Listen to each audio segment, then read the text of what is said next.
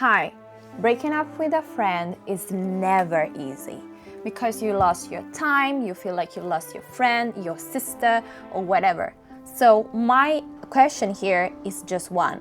How can we get over it? How can we actually move on? First, you will need to see how and why you have become friends with that person, and from the reason you can see how we can, get over it. Let's start. So, 2,300 years ago, Aristo had already investigated friendships. So, what else could we ever say?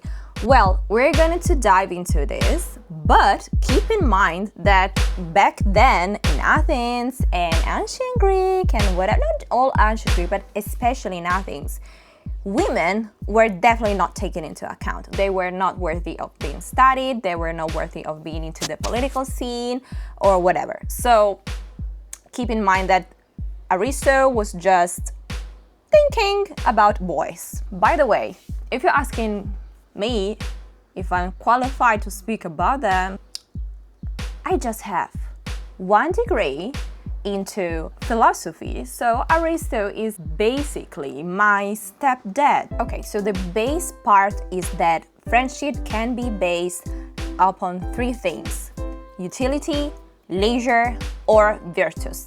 Now, utility is super easy to understand.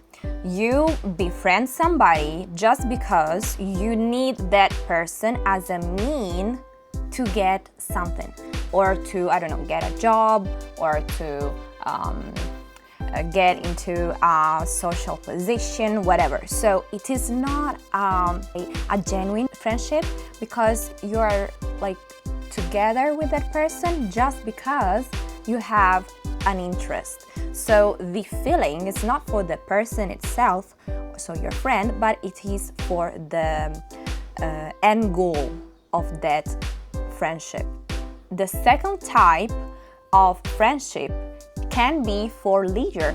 So here you are both interested. So it's not like genuine soulmates that get friends and together. No, we are here speaking about men who want to have fun together. And so here the end goal is not something material or social, but it is the pursuit of wellness, the pursuit of happiness. Happiness is not the correct word in ancient Greek.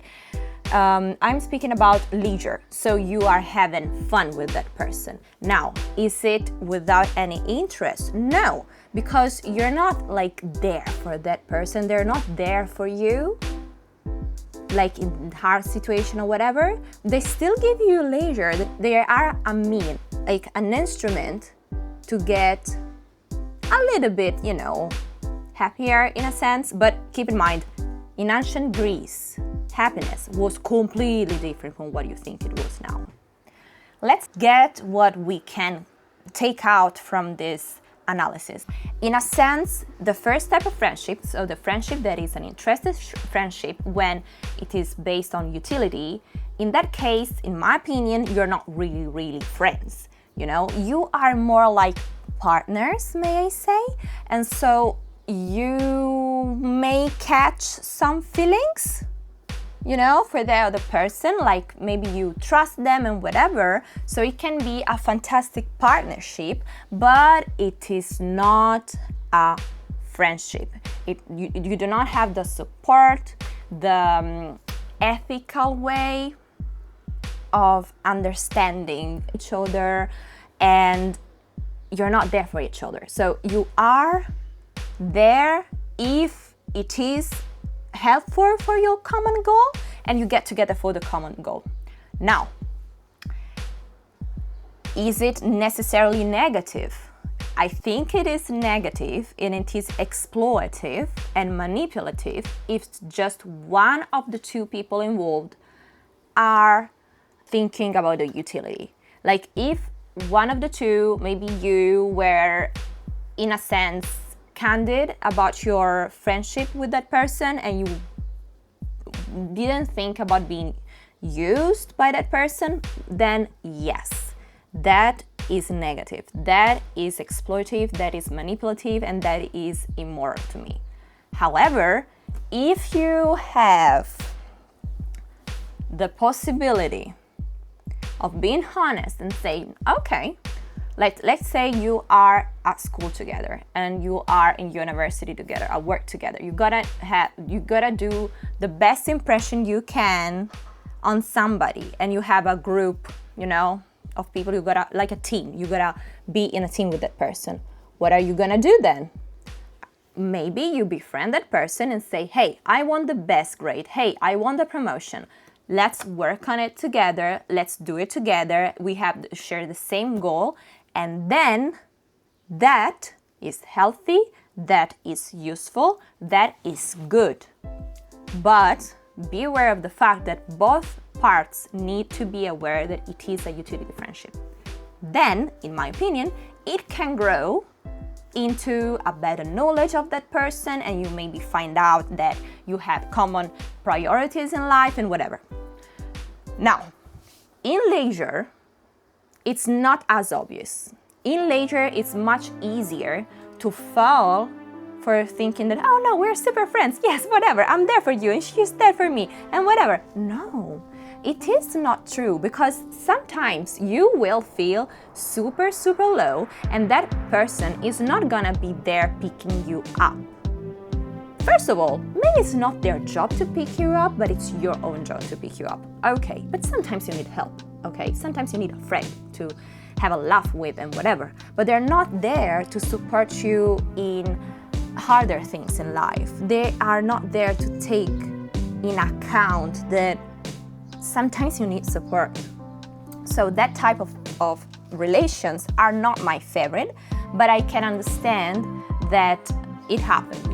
Maybe you are in a group, in a larger group of friends, there's somebody that you're not super close with, and if you both know that you are not super, super duper friends, then I think it's moral. I would suggest you to investigate your own self and say, did I want only leisure from my friend?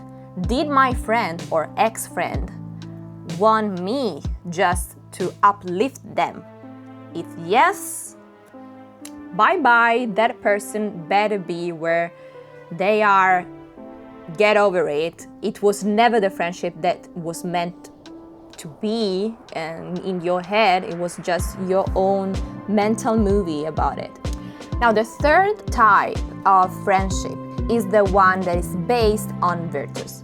Now, virtus is a really Greek concept. Like, philosophically, your spirits are matches made in heaven because you complete each other. You are a warrior and he's a thinker, and you go together, and yes, you got your virtues all together. Even if you don't have, that type of fun with that person, you do not have material thing to pursue together, what you are commonly and mutually pursuing is the enrichment of your own life, and you are even going towards the perfection of your own soul. So it is something super duper deep. It has nothing in common with the last two parts. Well, that was a couple of thousands of years ago, so what can we take out of this discourse? According to Aristo, there are only three types of friendships: the ones that are based upon interest, on leisure, or on virtus. Keep in mind that in his discourse, females were not a part. Indeed, female friendships were not taken into account. But according to nowadays science, why do we girls become friends? Now, female friendships actually get some type of beginning. So one beginning is proximity. You may be friending some girl because you are in the same school, because you are in the same neighborhood, or you live in the same condo, and you kind of do the same things, So it's not something out of your own soul, but it's something out of the circumstance. You are there together. Let's do something together. Maybe you start doing your homework at their house, at their home, or maybe you start walking home together, commuting together, and so you build the relationship due to the circumstances, because the circumstances are putting you together. Now, this is true, but at the same time, it is also true that women, girls, we do bond over common experiences too. So if we have the same type of experiences as somebody, we tend to get a really strong bond. We tend to get together. Maybe we're not in the same proximity. We're not maybe we're in two different cities. Maybe we are like that. But we have been through the same sport. We've had the same maybe traumatic experiences. Beware of trauma bonding. Mind you, trauma bonding is a red flag. However, almost in every situation. But that's another video. What we are going to say about it is that women tend to bond not only because they kind of like each other, but also because they share some common experience that has somehow shaped them, okay? So maybe they do not have the same interests, but they broke up at the same time in their life. Maybe they both had a child. Maybe they were both starting their career. Maybe they were both trying to get the best grades in math or in, I don't know, in Spanish. A common experience that, you know, make them relate to each other. So female friendships are super based upon relatability. Now, relatability is a common trait of many social phenomena. Now, I don't want you to be like diving deep with me into very specific sociological things, but let me tell you that if you are capable of having a laugh at something, it's probably because that is relatable. For instance, if I want to let you understand something, I will make you understand something out of something you already know. It has to be relatable. You have to be understanding that, yeah, you can go back to some previous thing that you already know. So not only like sympathy and fun are based on relatability, but also new knowledge and mutual understanding comes from relatability, which is an incredibly hard word to say today that I need to tell it like 20,000 times. Whatever. Now, let's see if we can actually take some parallelism. Now, up to now, we have the friends that came from proximity, if you're a girl, from sharing the same experiences in life or traumas. And now we have the third. The third type of female friendship is the one that is based upon not only relatability, but soul matching. It's when your own priorities are at the same level, when your life is at the same time, you know, you have the same pace of life. Maybe you are both working, maybe you like that, you know, you have some similarities. And something that is super important to understand and point out is that we tend to have such a strong bond that the other friend, you know, becomes your best friend. But the best friend is like part of your own self, you know. You don't have the same degree of privacy that on the other side men have with their best friends. You know, it is not something that is found into male friendships. Friends, like guys, they get their phone numbers for the only purpose of letting each other know that they will be in the same pub at the same time. And guys, they can be friends, best friends with somebody and not even understand that they were in a super long relationship, and they would be like, oh gosh, are you married with kids? Yes, because Kevin, your best friend, Mark, has 2 children, you know, and you didn't know that. Like, men do not know what type of fabric conditioner their friend use, but we do. Well, you know why we do it? We do it because we are trying to find an alley into all the things we need to do. According to recent studies, We as girls make friends out of the three following things: geographical proximity, common experiences and relatability, or third type, deep spiritual connections. In that sense, we may also find an ally into the other person and a guide for what we are going through. In the sense, we may also be fascinated by the other person, in this case, by our friends. Once we understood why we were friends and how we got friends, we must get into the third part. How do we actually get over a friendship breakup? Now, ask yourself, what were the common things that were happening when you started your relationship with your friends? Because how did you get in touch with that person? Why? Did you get in touch because you were doing the same things at school? Did you get in touch because you found some ally in your life and, I don't know, some support that you kind of needed when you were going in a hard time, you know? Did the other person already pass through that hard time and maybe the other person kind of helped you to get over that? Because that is super important to understand. Now, what I will be asking you is also, what were you getting out from the relationship? What were your takeouts?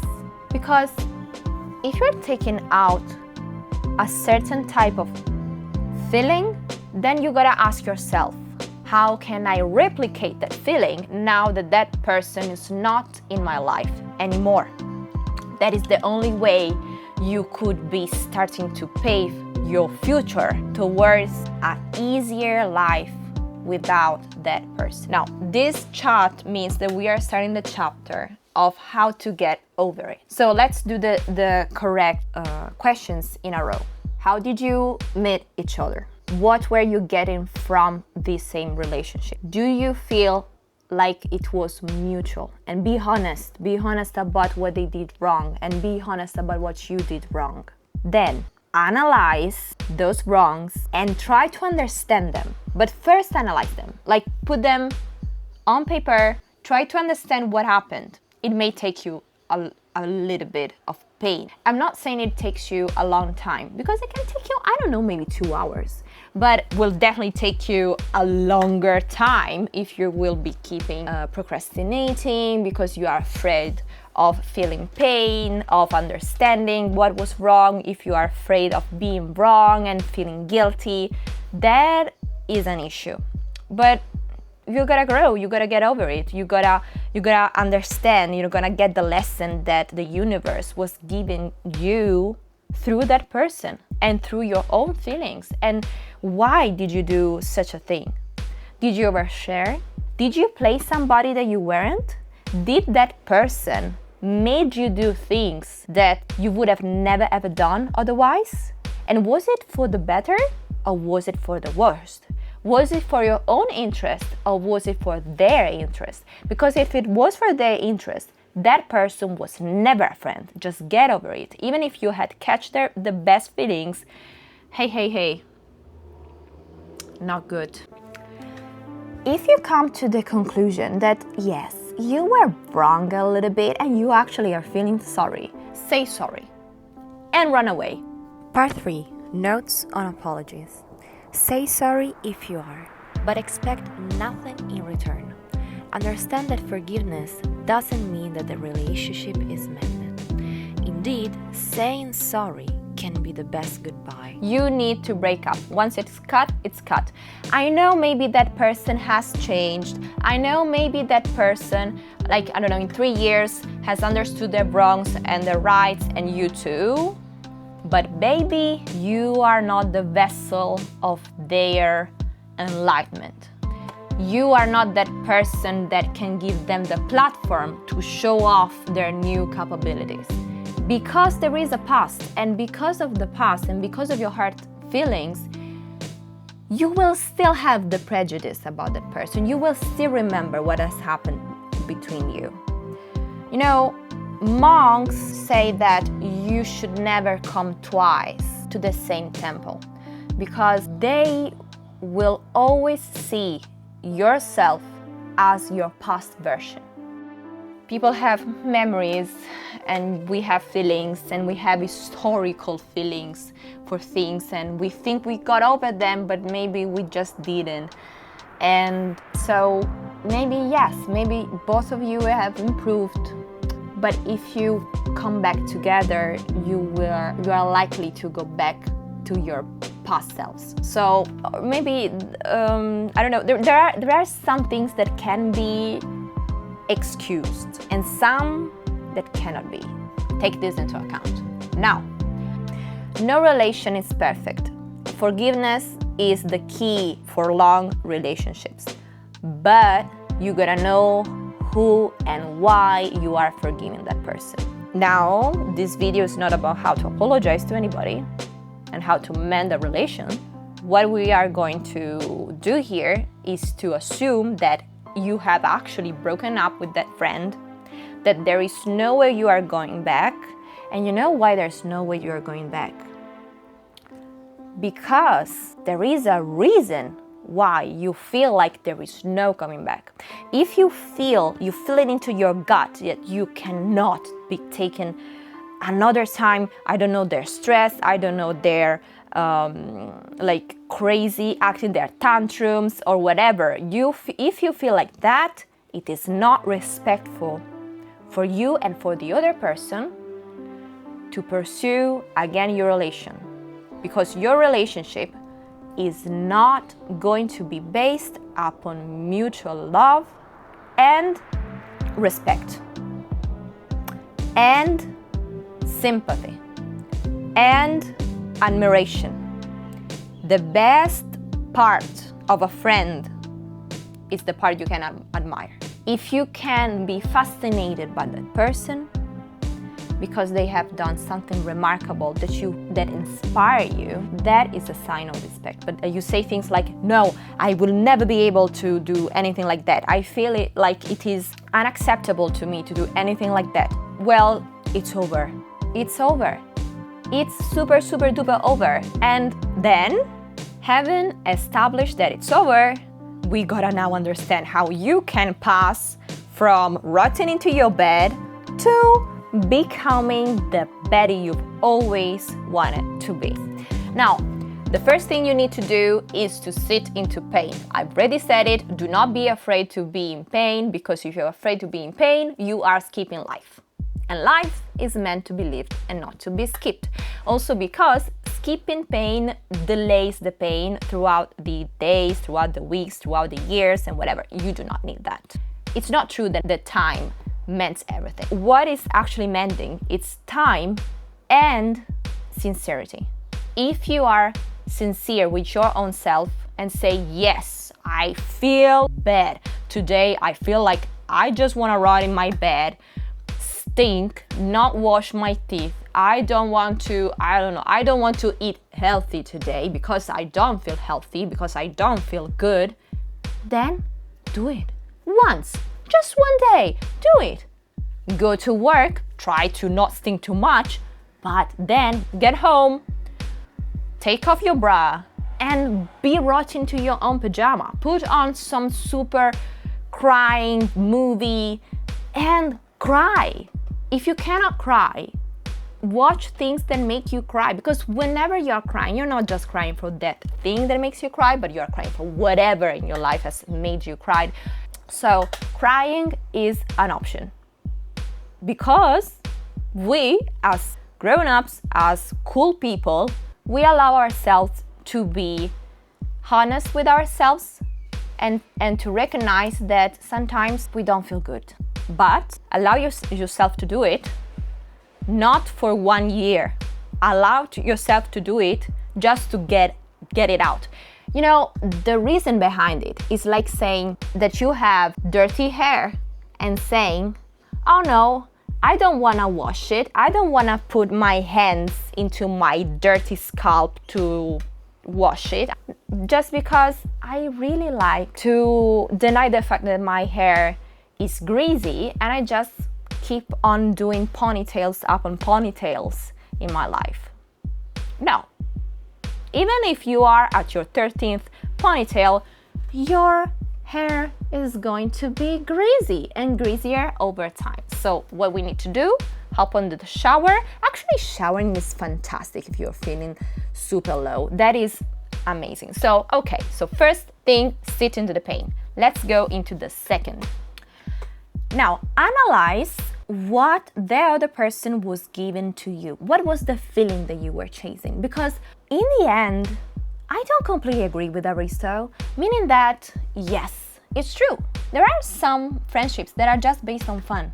But also if I'm based on virtues and I'm based on to the admiration of the other person. But let's say that the person that I admire, I don't know, maybe they sleep with your boyfriend and then no, we cannot be friends anymore. Wasn't my choice, but it was yours and now I got accepted because I got respect for myself. But you gotta get over it anyways. You gotta deal with it.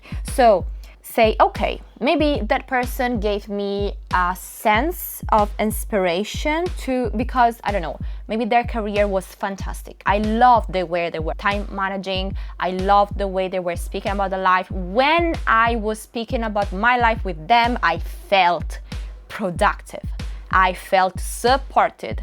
And when I was, I don't know, maybe arguing with somebody, I could go to that person and I would get this emotional support that I needed. Now, let's break into things. What is the emotional support? What do they tell you? They tell you the following things.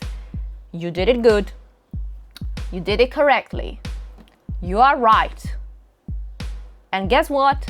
You can do it yourself. You can do it yourself. You are capable of giving yourself the things that your ex-friend was giving to you. So the purpose of meeting that person in your life was to let you know that you needed those skills, that you needed those feelings. The universe made you learn something about you, made you learn that you need the self-respect, made you learn that you needed to cheer up sometimes, made you learn that you need to feel productive, that you need to feel supported, that you need to go and believe in yourself. But that is only because you could actually download the skill and start implementing it into your own life. So this is one of the most important parts. Now, the other important part is the following.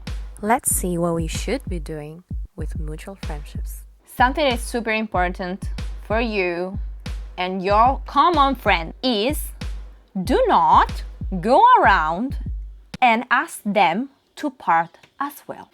I know it's controversial because you may be thinking, hey, but I got cheated on. My trust was betrayed.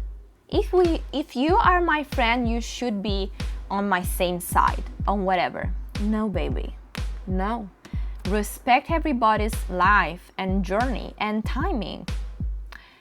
Also, do not ask people to do what you want to do because that is not sincere, that is not genuine. Remind yourself, you want a true friend. You want somebody that wants you, not somebody that wants to be right or somebody wants to be fun, happy about themselves. Yes, being happy about themselves is super important, but not through you. You know, you do not need to be an instrument. The best type of friendship is when they actually want you at your low and at your high. So what is the most important part is do not ask people to part with your ex-friend because they will find it out. They will understand or figure it out in their own timing.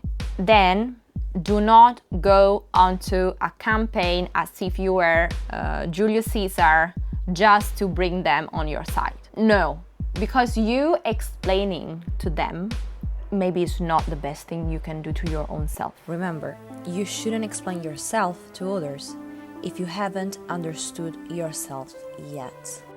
Maybe keep something private. I know that you feel like you need support, but remember that sometimes the best support is only the support you can give yourself. So, in that case, to common friends, maybe explain yourself once it's a little bit over. Once, 2 months have passed or whatever, because now your mind is clear. because you could be saying things that are, I don't know, maybe not from your heart. Maybe they are from your sorrow. Maybe you say words out of pain, that they don't really respect the person you are now, that you want to be and you want to portray into the world. Let's say maybe you feel like you want revenge. Oh gosh, I want revenge. Now I will text, I don't know, her best friend or her boyfriend, da da da da da. No, because that is the biggest sign of immaturity. So what I would tell you, and I highly suggest you to, is that immediate revenge is a sign of immaturity and it is dangerous to everybody. Vendetta is not into the frame, but time can give you some. Let it go, you know? If you break up with somebody because that person is unbearable, don't worry. That person's gonna be unbearable also to somebody else. And so with time, people will understand. So as a major takeout from that part of uncommon friendships, wait some time to get it all out. Maybe you can get it all out not with common friends, but with some friend that is like an outsider from the group. If you go to therapy, speak about it. That's the best way. A helpful suggestion for managing your emotions is to put all your feelings into paper. You have to include the best and the worst feelings, but leave them on paper. Feelings are human and involuntary. But remember that actions are choices, and they morally shape the person that you are, affecting everybody, including you. And now, we need to understand what you can do in your own mindset, what you should implement into your thought system, because our brains are systems of thought, and the feelings we have are the product of our internal thoughts, so systems. And so what should we get into them? Now, first of all, not everybody is here to last forever. We do not. Nobody lasts forever. Eventually, everything will end, which is super hard to get, but sometimes things end, even if we didn't want to, even if we didn't mean to, even if both parts didn't mean to. Now, can we be angry about this? No, you gotta recognize the fact that it's not your fault that your life has changed, and it's not their fault that their life has changed. Now, if nothing malicious happens, you will be catching up probably later in life, because there's nothing bad that has happened. So, how to actually feel better? First, you gotta accept that the friendship ended either for incompatibility or because you have outgrown the relationship. Second, you also need to redefine separation. It is not negative to separate from somebody. Indeed, separation can be an act of love and kindness towards the other person. Because if you are in a relationship when you don't feel like the other person is accepted by you, then isn't it rude to stay there and keep on judging the other person? That's not what friends do. At the same time, it is their job to respect yourself at the same way. So if they feel the need to run away, not to run away, but to separate, well, accept it and do not take it as a bad thing, but take it as a sign of freedom. Remember, walking away can be an act of love and kindness. Focus on yourself, meaning that you need to implement the beautiful things that you had been experiencing into the past relation with that person. These beautiful things that used to be in your friendship, you gotta implement them in your life. You gotta find a proxy from them. Let's say, I used to love going out on Friday and eating that thing. Okay, maybe I can do it with somebody else. Maybe I don't need to do it with anybody else. Maybe I can just go out and eat what I want. Just be in your own company. Say, okay, maybe, like on Friday, I'm not going to have my girl dinner anymore, but I'm still having a girl dinner at my house. I'm gonna cook something fancy. I'm gonna put like extra 20 minutes into the making of my food, or I'm gonna, ask for a good takeout or like some poke or like a pizza or whatever you like. So take that, make it your own special thing at home, put on your favorite rom-com and watch Notting Hill 27 times in a row, watch Modern Family, watch whatever you like. If you like Yo Soy Georgina, just go for that and have your own party. Blast your music if you can, if where you live gives you the possibility to do that. And keep in mind, here's the final recap on how to actually feel better after a friendship breakup. First, sit in your pain. Life is meant to be lived and not skipped. Second, ask sorry if you feel sorry, but then cut all the ties. Remember, walking away can be an act of kindness. Third, be your own provider of the feeling that the other person was given to you. You can do that. The universe made you see what you could feel like so that you learn to replicate that feeling. 4, remember to always support yourself. Remember that you can do it. You can pass through this time, and at the same time, you are right in your own feeling. And give yourself the time to heal. Be gentle and kind to yourself. 5, remember, probably now you're not feeling good, but this feeling of sorrow has come up. But remember that whatever comes up must calm down. Moreover, remember that once you have become another person, you will also meet other friends that will be good and gentle to you. So, in a nutshell, this is how you can get over your breakup with a friend. So, have a nice day. Thank you so much for being here, and subscribe to the channel because, hey, if you are believing in yourself and in your growth, subscribe to Current and Current Productivity to keep on growing. Bye!